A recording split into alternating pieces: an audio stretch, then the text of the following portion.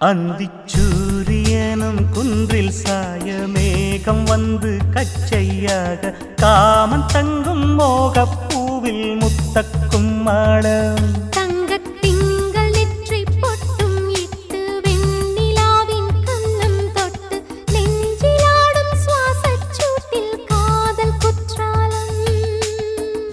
தேன் தெளிக்கும் தென்றலாய் நின்னருகில் வந்து நான்